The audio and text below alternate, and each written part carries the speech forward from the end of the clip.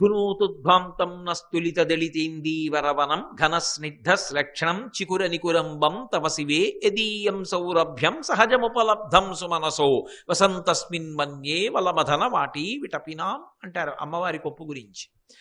ఇక్కడ చారణాది దేవతల యొక్క భార్యల కొప్పుల్లో అమ్మవారి పాదములనేటటువంటి పద్మములు అలంకృతమై ఉన్నాయి.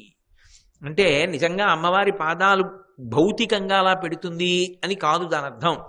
వాళ్ళు ఎప్పుడూ తమ మనస్సులలో తమ బుద్ధిలో అమ్మవారి పాదములను ధరించి ఉంటారు. దానివల్ల ఏమైంది వాళ్ళకి?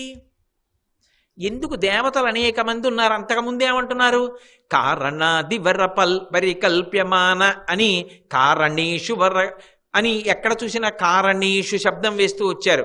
కారణేషు అంటే ఏదో సృష్టికర్త, స్థితికర్త, ప్రళయకర్త, దేవేంద్రుడు ఇటువంటి వాళ్ళు. ఇక్కడికి వచ్చేటప్పటికి దేవతల గురించి చెప్పారు. దేవతల్లో ఒక ప్రత్యేకమైన వర్గం గురించి మాట్లాడుతున్నారు. చారణాది సుర, చారణుల వంటి దేవతలమ్మ అన్నారు. ఎవరా చారణులు? వాల్మీకి రామాయణం సుందరకాండ మొదటి శ్లోకం చారణుల గురించి ప్రసక్తి. తతో రావణ నీతాయా సీతాయా శత్రుకర్షణ ఈయేష పథమన్వేష్టం చారణా చరితే పథి అని. చారణా చరితే పథి అంటే చారణులు ఏ మార్గంలో వెడతారో ఆ మార్గంలో హనుమ సీతాన్వేషణ కొరకు బయలుదేరారు అని వాల్మీకి మహర్షి సుందరకాండ ప్రథమ శ్లోకం. ఎవరా చారణులు? రామాయణంలోనే చెప్పబడింది చారణులు ఎవరో. వాళ్ళు భూమికి దగ్గరగా తిరుగుతూ ఉంటారు, చాలా దగ్గరి ఆంతరమునందు విహారం చేస్తూ ఉంటారు. వారు ఎప్పుడూ కూడా శుభవార్తలు పట్టుకొస్తారు. చారణుల యొక్క లక్షణం ఏమిటంటే దేవతల్లో చారణులు ఎన్నడూ శుభవార్తలే చెప్తారు తప్ప అసలు వాళ్ళ నోటి వెంట అశుభవార్త రాదు. చారణులు వచ్చారు అంటే శుభవార్త చెప్పారు అని గుర్తు. అందుకే హనుమ కూడా ఒకానొకప్పుడు బెంగ పెట్టుకుని అయ్యో నేను ఈ లంకాపట్టణాన్ని అంతటినీ కాల్ చేశాను, సీతమ్మకి ఏమైందో అని బెంగ పెట్టుకున్నారు. కళ్యాణి అని ననశిష్యతి కళ్యాణి నగ్నిరగ్నౌ ప్రవర్తతే అంటారు. ఈలోగా చారణులు పైనుంచి వెళ్ళిపోతూ ఆశ్చర్యం, లంకంతా కాలిపోయింది కానీ సీతమ్మకి ఏమవలేదంటారు. వాళ్ళు ఎప్పుడు శుభవార్త చెప్తారు. ఆ శుభవార్తలు చెప్పేటటువంటి దేవతలు ప్రయాణం చేసేటటువంటి మార్గమును చారణా చరితేపథి. వాళ్ళ భార్యల నుండి అంటే ఎప్పుడూ శుభవార్తలు చెప్పేటటువంటి లక్షణం కలిగిన దేవతలు ఎందుకయ్యారు? వాళ్ళు అమ్మవారి పాదములు పట్టుకుని ఉంటారు వాళ్ళ భార్యలు. ఇదో చమత్కారం. వాళ్ళంతా లేదు, వాళ్ళ భార్యలు పట్టుకుంటే వాళ్ళకి ఆ లక్షణం వచ్చింది. అలా కూడా ఉంటుందా? ఉంటుంది లోకంలో. ఎందుకని? నీకు ప్రమాణం ఎక్కడదంటారేమో, లలితా సహస్రమే. పులో మజార్చిత అని ఉందా లేదా లలితా సహస్రంలో? అమ్మవారి పాదములు భర్త పట్టుకోవడం కాదు, భార్య పట్టుకున్నప్పటికీ కూడా నిజానికి పట్టుకు తీరాలి. అమ్మవారి పాదములను మనసులో భక్తితో స్మరిస్తే దాని వలన భర్తకి ఔన్నత్యం కలుగుతుంది. పూజ చెయ్యక్కర్లేదు, భక్తితో అమ్మవారి పాదములను స్మరించారనుకోండి, మనసి భావయామి పరదేవతాం అందుకు ఇస్తున్నారు శంకరాచార్యులు వారు. అంటే ఈ శ్లోకంలో అన్యాపదేశంగా ఏం చెప్తున్నారు? ఈ శ్లోకాన్ని ఆడవాళ్ళందరూ కూడా చదవండి, మీ కుటుంబాలు వర్ధిల్లుతాయి అని చెప్పడం. పులోమజార్చిత, ఇంద్రుని యొక్క భార్య అమ్మవారిని భావన చేసింది, ఉపాసన చేసింది ఒకప్పుడు. ఎప్పుడు అంటే దేవీ భాగవతంలో ఒక ఉపాఖ్యానం. ఒకానొకప్పుడు వృత్రాసుర సంహారం చేశాడు దేవేంద్రుడు.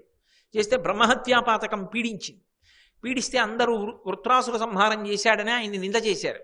చేస్తే ఈ లోకంలో తిరగలేక ఆయన మనసంతా కూడా అశాంతితో నిండిపోయి ఇంద్ర పదవి విడిచిపెట్టేసి ఆయన ఆ మానస సరోవరానికి వెళ్ళిపోయి అక్కడ ఒక పద్మం యొక్క నాళంలో దూరిపోయి ఆ పద్మము యొక్క తూడులో కూర్చున్నాడు, ఎవరికీ కనపడకుండా. ఇక్కడ ఇంద్ర పదవి లేదు. ఇంద్ర పదవి లేకపోతే దేవతల్ని నడిపించేవాడు లేడు.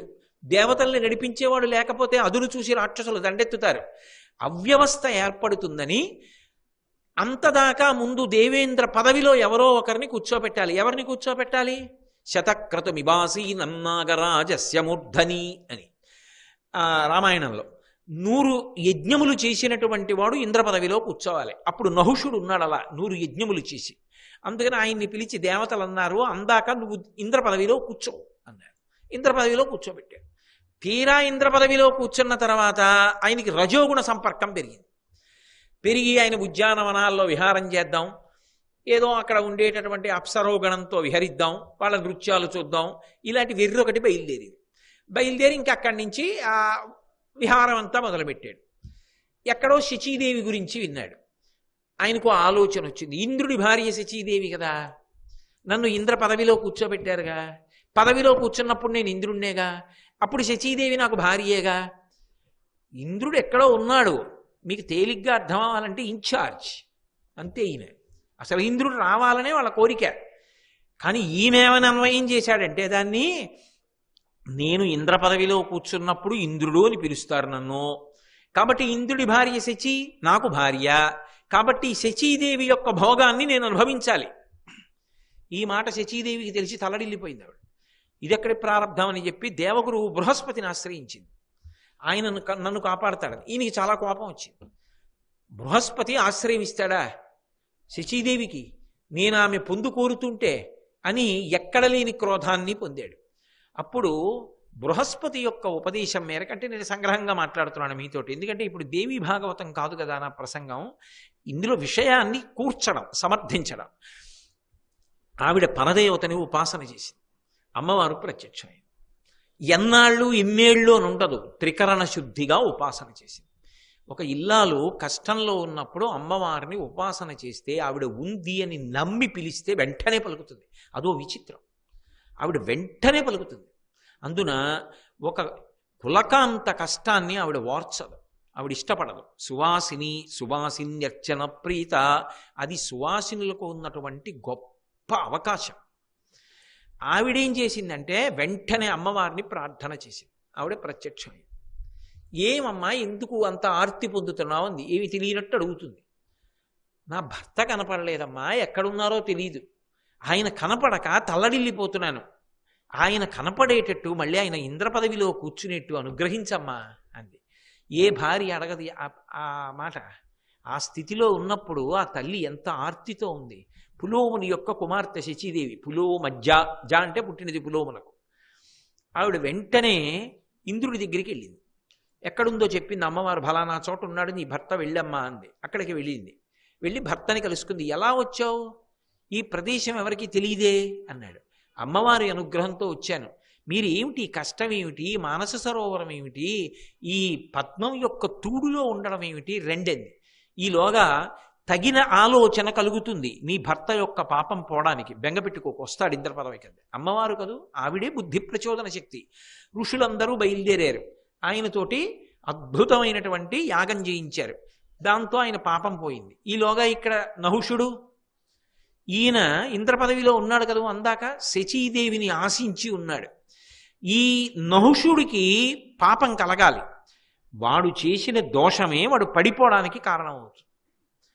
ఆవిడంది శచీదేవి, నీవు నన్ను పొందాలంటే ఒక్క షరతు, నువ్వు ఋషుల యొక్క ఆసనం మీద నా దగ్గరికి రావాలి. ఋష్యాసనం మీద రా అంటే సప్తర్షులు మొయ్యాలి పల్లకీని.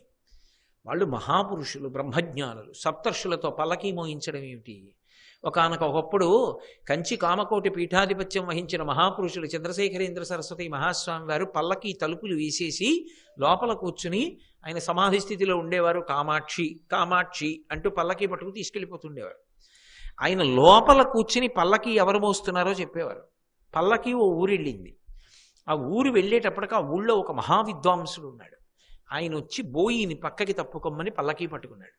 ఆయన ఇలా పల్లకీ పట్టుకుని ఒక అడుగేయగానే మహాస్వామి తలుపు తీశారు. పల్లకీ ఆపండి అన్నారు ముందున్న బోయిని. పల్లకీ ఆపారు. వెనక ఫలానా వారు మోస్తున్నారు, పిలవండి ముందుకన్నారు. ఆయన్ని పిలిచారు. నీవు మహావిద్వాంసుడివి, సరస్వతీ కటాక్షం ఉన్నవాడివి, నువ్వు పల్లకీ మొయ్యకూడదు, పక్కకి రా అని ఆయన్ని అనుగ్రహించి ప్రసాదం ఇచ్చి పంపించారు. ఎవరిని ఎలా గౌరవించాలో అలా గౌరవించాలి. సప్తర్షులతో పల్లకీ మోయించడం ఏమిటి? అదే పడిపోవడానికి కారణం. ఇప్పుడు సప్తర్షులతో పల్లకీ మోయించాడు. అగస్త్యుడు పుట్టిగా ఉంటాడు. ఆయన పాపం పల్లకీ మోసి ఆయాసపడుతూ తీసుకెడుతున్నాడు. ఆయనకి మనసులో త్వర, కామాతురాణం నభయం నలజ్జ, సర్ప సర్ప సర్ప సర్ప అంటున్నాడు. తొందరగా నడవండి, తొందరగా నడవండి. ఆ అనడంలో మితిమీరిపోయింది బుద్ధిలో, చేరకూడనటువంటి ఆలోచన. ఆ కాల్తో తన్నాడు అగస్త్యుణ్ణి. ఊరుకున్నాడు. 2-3 మాటలు తన్ని సర్ప సర్ప అంటున్నాడు. ఆయన తొందరగా నడవట్లేదు. అది ఆగ్రహించాడు అగస్త్యుడు. ఏమి అస్తమానం కాల్తో తన్ని సర్ప సర్ప అంటున్నావు, సర్పమై భూమి మీద కొన్ని వేల సంవత్సరాలు పడిపో, ధర్మరాజ దర్శనం చేత మళ్ళీ శాప విమోచనం అన్నాడు. పోయింది పుణ్యం అంతా. మహాపురుషుల జోలికి వెళ్ళాడు. పల్లకీలోంచి కిందకి దిగి అగస్త్యుని యొక్క కాళ్ళ మీద పడి స్తోత్రం చేశాడు. ధర్మరాజు దర్శనం చేత నీ పాపం పోతుందన్నాడు. మళ్ళీ ధర్మరాజు గారు అరణ్యవాసానికి వెళ్ళినప్పుడు ధర్మరాజు దర్శనం చేత పోయింది. సరే, మీరందరూ విన్నారు, అవన్నీ విన్నట్టుగా అమాయకంగా ముఖాలు పెట్టకండి. ఆరణ్య పర్వంలో మీరు ఆ కథలన్నీ విన్నారు. కాబట్టి నేను దేవీ భాగవతాన్ని భారతంతో కలిపి చెప్పానంతే. అది కూడా దేవీ భాగవతంలోదే యథార్థానికి ధర్మరాజు దర్శనం చేత నీకు ఈ శాప విమోచనం అవుతుంది అని అగస్త్యుడు చెప్పిన మాట. అప్పుడు ఇంద్రుడు వచ్చి ఇంద్రపదవిలో కూర్చున్నాడు. ఎవరు రక్షించారు శచీదేవిని? అమ్మవారేనా? పులోమజార్చిత. శచీదేవి ఆరాధిస్తోంది కాబట్టి ఇంద్రునికి ఇంద్ర పదవి లభించింది. ఏ ఇంట ఏ ఇల్లాలు అమ్మవారి పట్ల భక్తి భావనతో ఉంటుందో ఆమె భర్త సమస్త గండముల నుండి గట్టెక్కి చక్కటి స్థితిలో ప్రకాశిస్తూ ఉంటాడు. ఆయనకొచ్చిన ఇక్కట్లు కూడా ఈమె వలన తప్పుతాయి. తప్పి ఆయన చక్కటి స్థానంలో నిలబడతాడు. కాబట్టి అమ్మవారి యొక్క భక్తిని పొంది ఉండాలి. ఒకప్పుడు చ్యవనుడి భార్య అశ్వనీ దేవతలు చ్యవనుడు ఒక్కలా కనపడితే వెంటనే ఎవరిని ప్రార్థన చేసింది? నమ పద్మోద్భవీదేవి అంటూ అమ్మవారిని స్తోత్రం చేసింది. చేసేటప్పటికీ అమ్మవారు అనుగ్రహించింది బుద్ధిని. అందులో ఎవరు చ్యవనుడో గుర్తుపట్టే శక్తిని ఇచ్చింది. ముగ్గురు ఒక్కలా కనబడ్డా తన భర్త ఎవరో చెప్పగలిగింది. ఇది మీరు కొంచెం జాగ్రత్తగా కావ్యాల్ని పురాణాలని పరిశీలనం చేస్తే మీకు ఒక విషయం అర్థం అవుతుంది. కులకాంత విషయంలో ఎప్పుడైనా ఎవరైనా వాళ్ళని ఇబ్బంది పెడితే ఉత్తరక్షణ రక్షణగా అమ్మవారు అనుగ్రహాన్ని కటాక్షిస్తుంది. అందుకే దేవతా వర్గములలో ఒక వర్గము చారణులై నిలబడగలిగారు. చారణులంటే ఎప్పుడూ భూమికి శుభవార్తల్ని తీసుకొస్తూ ఉంటారు. వాళ్ళు అలా శుభవార్తలు చెప్తారు. అందుకే చారణులు వచ్చారంటే అందరూ సంతోషిస్తారు, నమస్కారం పెడతారు. ఓ చారణులు అంటారు. అలా వాళ్ళ భర్తలంత గొప్పవాళ్ళు కాగలిగారు. చక్కగా ఎప్పుడూ శుభవార్త చెప్పడమే, అశుభవార్త చెప్పడం ఉండదు. ఇప్పుడు ఏదో ఎప్పుడూ ఉత్తరాలు పట్టుకొచ్చే ఉద్యోగంలో ఒక ఆయన ఉన్నాడు అనుకోండి, ఆయన చేతిలో ఉందా శుభవార్త తేవడం అశుభవార్త తేవడం? కానీ ఒకనాడు ఆయన వచ్చి ఓ ఉత్తరం ఇస్తే వెనక్కి పిలిచి పంచల్చా పెట్టచ్చు, ఆయన్ని సత్కరించచ్చు. ఎంత మంచి వార్త తెచ్చారండి మీరు, ఒక్క నిమిషం కూర్చుని ఏదైనా కాస్త తీయని పదార్థం తిని వెళ్ళవలసిందే అనొచ్చు. అదే ఆయన ఇంకో నెలపోయిన తర్వాత ఇంకో వార్త పట్టుకొస్తాడు. పట్టుకొచ్చినప్పుడు ఇంట్లో వాళ్ళందరికీ విచారం కలగచ్చు. నిజానికి తెచ్చిన వాడికి ఉందా శక్తి? లేదు. కానీ ఒకడు ఎప్పుడూ శుభవార్తలే తేవాలంటే ఏదో ఉండాలి అనుగ్రహం. ఎప్పుడూ శుభవార్తలే పట్టుకొస్తారు చారణలు. అది ఎందుకు వచ్చింది అంటే చారణ దిసుర సుందరి చికురశేఖరీ కృతపదాంబుజాం. వారి భార్యలు అమ్మవారి పాదములను శిరస్సునందు ధరిస్తారు, అంటే ఎప్పుడూ నమస్కరిస్తూ ఉంటారు. అమ్మవారి పాదములు ఎంత గొప్పవన్నారంటే శంకరాచార్యులు వారు సౌందర్యలహరిలో శ్లోకం చేశారు దాని మీద.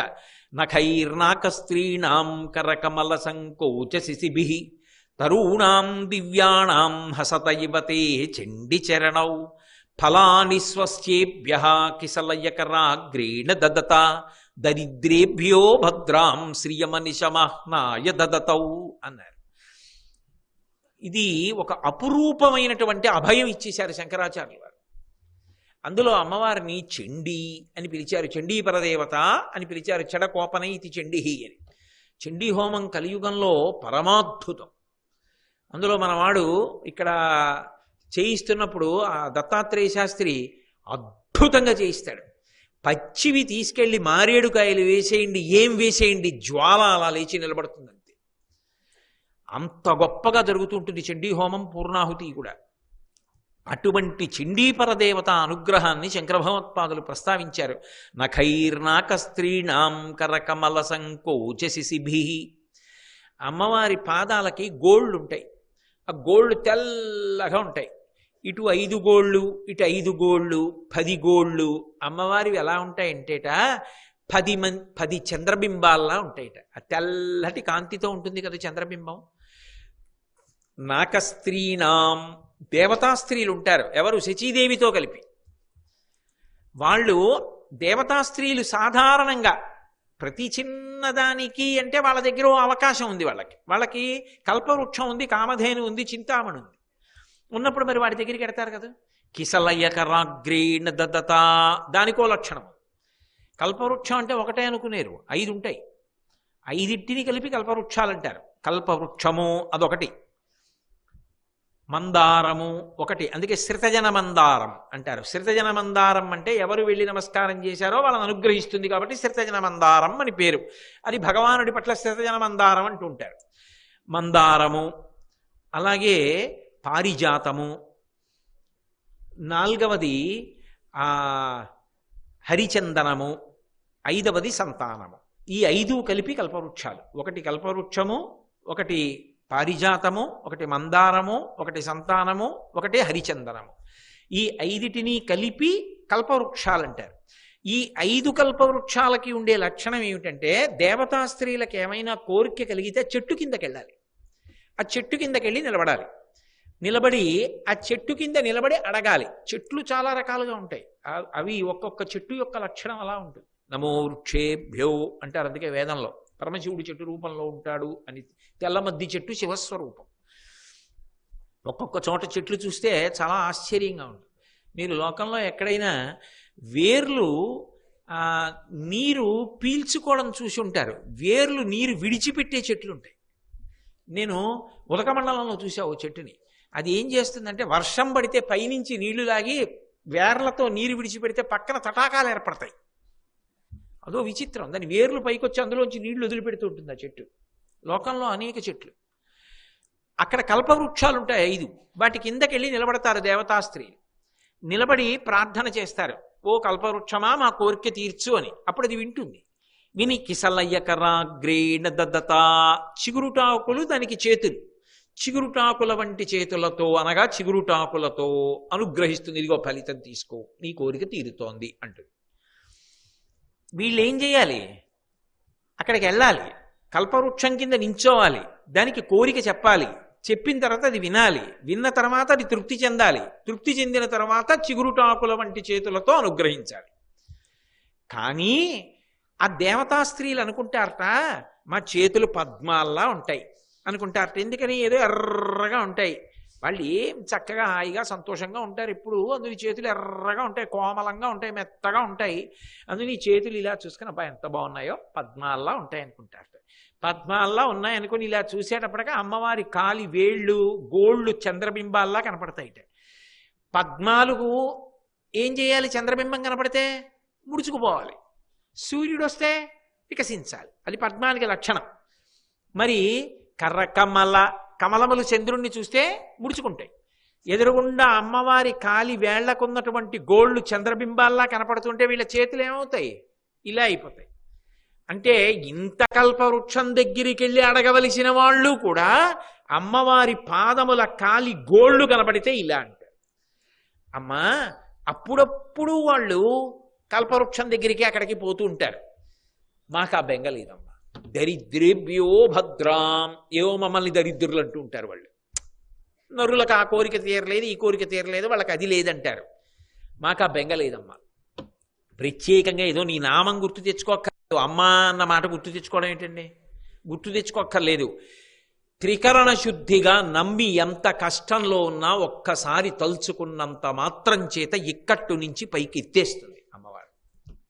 అందుకని దరిద్రేభ్యో భద్రాం శ్రియమనిశమహ్నాయ దదతౌ, ఆ తల్లి తన పాదములకు ఉండేటటువంటి వేళ్లకున్న గోళ్ల చేత మాకు అనుగ్రహాన్ని ఇచ్చేస్తుంది. చల్లయ్య కరాగ్రేణ దదత, చిగురుటాకులంటే చేతుల యొక్క చివరి భాగములతో ఇస్తాయి. అమ్మవారు కాలి గోళ్లతో ఇస్తుంది. ఈ లోకంలో మాకు, మీకు దేవతా స్త్రీలకి కల్పవృక్షాలు తమ చేతులతో ఇచ్చేది, మాకు ఇక్కడ అమ్మవారి కాలి గోళ్లతో ఇస్తోంది. మేమా గొప్ప, మీరా అన్నారు శంకర భగవత్పాదులు.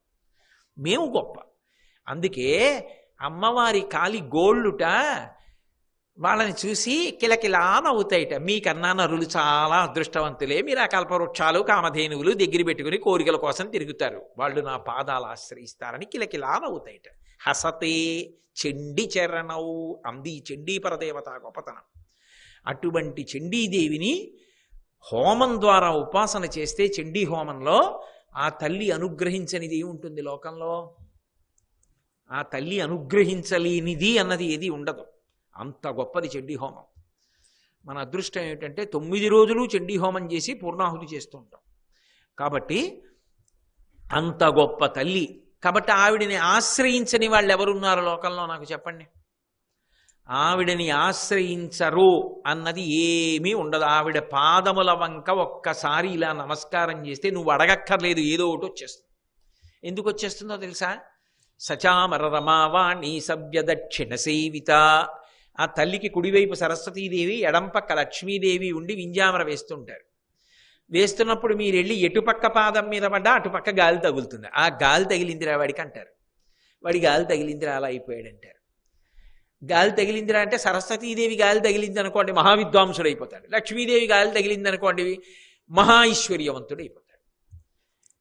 అమ్మవారి పాదాలే కావాలి అన్నారనుకోండి అన్నీ వచ్చేస్తాయి. అవతల సరస్వతీ కటాక్షం ఉంటుంది, లక్ష్మీ కటాక్షం ఉంటుంది. రెండింటికి అతీతంగా పరమ భక్తి ఉంటుంది, జ్ఞానము ఉంటుంది, వైరాగ్యము ఉంటుంది, చిట్ట చివర మోక్షము ఉంటుంది. కాబట్టి ఏమివ్వలేదా తల్లి? ఆ తల్లి ఇది ఇవ్వలేదు అని చెప్పి నిర్ధారణ చెయ్యడము సాధ్యము కానే కాదు. ఆ తల్లి ఏదైనా ఇవ్వగలదు. అందుకే ఆ దేవతా స్త్రీలందరూ కూడా ఎప్పుడూ అమ్మవారి పాదములను ఉపాసన చేస్తుంటారు. అసలు మీకు విచిత్రం చెప్పనా? దేవతా స్త్రీలు కాదుట ఉపాసన చేసేది, కల్పవృక్షాలకు పూసే పూలు ఉపాసన చేస్తాయిట. కల్పవృక్షానికి పూసిన పువ్వు కొప్పులో పెట్టుకోవాలని దేవతా స్త్రీలు కూడా కోరుకుంటారు. కానీ అసలు మనకే కొన్ని పువ్వులు అపురూపం. అసలు మనం ఆ పువ్వులు చూడడం ముట్టుకోవడం కూడా తెలియదు. బ్రహ్మకమలం అనో పువ్వు ఉంటుంది, అసలు దొరకనే దొరకదు. నాకెవరో మొన్న ఇంటికి పట్టుకొచ్చి ఇచ్చారు బ్రహ్మకమలం, పూజ చేసుకోండి. నేను ఆశ్చర్యపోయి ఎక్కడి నుంచి ఇచ్చారు రాయి బ్రహ్మకమలం అని. ఆ పువ్వులే దొరకవు కొన్ని. అటువంటిది కల్పవృక్షాలకి పువ్వులు పూస్తాయి. కల్పవృక్షాలకి పూసినటువంటి పువ్వులు కొప్పులో పెట్టుకోవాలని దేవతా స్త్రీలు ఎదురు చూస్తారు. ఆ పువ్వులు ఎదురు చూస్తాయి దేనికోసం? అమ్మవారి కొప్పులో మమ్మల్ని పెట్టుకుంటే బాగుండేది. శంకరులే చెప్పారు సౌందర్యలహరిలో. అటువంటి తల్లి ఆవిడ అనుగ్రహం ఏది ఇవ్వదు అసలు లోకంలో? ఆవిడ ఏదైనా ఇవ్వగలదు. అందుకే అసలు ఈ లోకంలో ఆమె వలన తప్ప వేరొకలా అనుగ్రహాన్ని పొందగలము అనడానికి మార్గం ఉండదు. శంకర భగవత్పాదులు కనకధారా స్తోత్రం చేస్తూ విశ్వామరేంద్ర పద విభ్రమదాన దక్షం ఆనందహేతురధికం రవిద్విషోపి ఈశన్ నిషీదతు మయీక్షణమీక్షణార్థ ఇందీవరోదర సహోదరమిందిరాయా అంటారు. ఆ తల్లి ఏమివ్వగలదు అంటే విశ్వామరేంద్ర పద విభ్రమదాన దక్షం. ఆమె దేవేంద్రుడికి దేవేంద్ర పదవి కూడా ఆవిడ అనుగ్రహం వల్లే లభిస్తుంది. ఇవ్వడానికి ఆవిడ ఏం పెద్ద కష్టపడిపోదు. ఆవిడ కటాక్షం చాలు. అలా ఏదో తలెత్తి అంత దూరంలో అలా చూసి ఇవ్వక్కర్లేదు. ఆవిడ ఇలా చూస్తే చాలు ఇచ్చేస్తుంది. ఆవిడ ఇచ్చింది కటాక్షంతో, ఆవిడ ఇచ్చింది హేతువునకు కానీ తర్కమునకు కానీ అందదు. అసలు అలా ఎలా అంటే అది మీకు వాదనకి కానీ లేదా సాక్ష్యమునకు కానీ లేదా బుద్ధికి కానీ అందదు. అందనంత శక్తిని ఆవిడ అనుగ్రహించేస్తుందంతే. ఆవిడ అనుగ్రహం అలా ఉంటుంది. ఒకానొకప్పుడు దేవీ భాగవతంలో ఒకరికి అటువంటి శక్తిని అనుగ్రహించేసింది. ఆయన పుట్టుకతో జడుడు, ఏమీ తెలియదు. అటువంటి వాడు ఒక రోజున ఎక్కడో నోట్లోంచి ఏమైనా మాట్లాడితే ఇతనికి ఏమీ రాదని తెలిసిపోతుందని ఏం మాట్లాడేవాడు కాదు. ఏమీ మాట్లాడదు కాబట్టి మౌనస్వామి ఎంత గొప్పవాడో అని తీసుకొచ్చి కానుకలు ఇస్తుండేవాడు. ఆయనకి తెలుసు నోరు విప్పితే నాకేం రాదని వాళ్ళకి తెలిసిపోతుందని నోరు విప్పేవాడు కాదు. ఏదో నదీ తీరంలో పాకేసి కూర్చున్నాడు. మహానుభావుడు అండి, ఎక్కడికి వెళ్ళా అలా కూర్చుంటాడు. ఎక్కడికైనా వెళితే ఎవరన్నా పిలిస్తే అందుకని ఆయన వెళ్ళాడు. వీళ్ళు మహానుభావుడు అండి అని తీసుకొచ్చి బోల్డ్ అని ఇచ్చేస్తుండేవారు. ఆయన పాపం అవన్నీ ఏవో ఇస్తారు పుచ్చుకుందామని కూర్చోలేదు ఇష్టమండి. ఆయన అందుకు కూర్చున్నాడు, నా సంగతి తెలియకూడదు ప్రపంచానికి. ఆయన అలా పక్కన పెట్టుకునేవాడు, కూర్చుంటుండేవాడు. ఆయనకి ఏమైనా ధ్యానం చేయడానికి లేకపోతే ఏదో జపం చేయడానికి ఆయనకి ఏం రాదు. ఆయన అలా కూర్చునేవాడు అంతే మౌనంగా. ఒక రోజున ఏమైందంటే ఒక వేటగాడు అడవి పందిని తెరివాడు. దాన్ని బాణం వేసి కొట్టాడు. అది బాణపు దెబ్బ గుచ్చుకుంది, డొక్కలో నెత్తురు ఓడుతోంది. ఏదైనా పాపం జీవి కదండి, రక్షణ కోసం పరిగెత్తుకుంటూ అకస్మాత్తుగా పాకలోకి వచ్చింది. ఈయన చూశాడు, ఇంత నోరు తెరిచి బాధతో ఆక్రోశిస్తూ బాణం దిగబడి నెత్తురు ఓడిపోతూ పందొచ్చింది. అనుకోకుండా ఆయన నోటి వెంట సారస్వత బీజాక్షరం పలికాడు. ఒక్కసారి పలికి పైకి లేచాడు. ఉద్విగ్నతతో త్రికరణములు ఏకీకృతమై సారస్వత బీజాక్షరం పలికితే అమ్మవారు ఇచ్చేసింది. మహావిద్వాంసుడి అయిపోయావు ఓ. ఎవరికి తెలుస్తుంది అయిపోయాడని? ఆయనకి తెలియని శాస్త్రం లేదు, అన్నీ వచ్చేసాయి. వెనక అడవి పందిని తరువుకుంటూ వేటగాడు వచ్చాడు. ఆ పంది ఎటో వెళ్ళిపోయి వచ్చి అన్నాడు, పంది ఇటుగా వెళ్ళిందా అని అడిగాడు. ఆయన అన్నాడు, అప్పటి వరకు నోరు విప్పలేదు. ఆయన అన్నాడు, యాపశ్యతి నసాబ్రూతే యాబ్రూతే సనపుష్యతి సనపశ్యతి అహో వ్యాధ స్వకార్యార్థిన్ కిం పృచ్ఛసి పునః పునః. ఓ వేటగాడ, చూసింది చెప్పదు, చెప్పేది చూడలేదు, ఎందుకు 10 మాటలు అడుగుతావు? నీ పని మీద పో, ఆ పందేటిల్లిందో అన్నాడు. వెళ్ళిపోయాడు వేటగాడు. పంది బతికింది. పందిని రక్షించాలి, అది ధర్మం. ప్రాణికి రక్షణ కల్పించాలి. కానీ వేటగాడు వేటాడడం వాడి ధర్మం, వాడికి ఆహారం. ఇప్పుడు పంది వెళ్ళిందిలా అని చెప్తే పంది చచ్చిపోతుంది. పందిలా వెళ్ళిందని చెప్పకపోతే వేటగాడికి ఆకలి. అందుకని ఆయన అన్నాడు, 2 దోషాలకి తాను చిక్కుబడకుండా యాపశ్యతి నసాబ్రూతే యాబ్రూతే సనపశ్యతి, ఏది చూసిందో అది మాట్లాడదు, చూసినవి కళ్ళు మాట్లాడవు, నోరు చెప్తుంది కానీ అది చూడలేదు, ఎందుకు అడుగుతావు నన్ను? కాబట్టి కిం పృచ్ఛసి పునః పునః, ఎందుకు 10 మాటలు పందెటెళ్ళిందని అడుగుతావు? నీ పని మీద వెళ్ళు. వాడికి ఈయన ఏం చెప్పాడో అర్థం కాలేదు, వెనక్కి తిరిగి వెళ్ళిపోయాడు. పంది బతికింది, తనకి అనృత దోషం రాలేదు. శ్రీ ఉమామహేశ్వర పరబ్రహ్మార్పణమస్తు. స్వస్తి.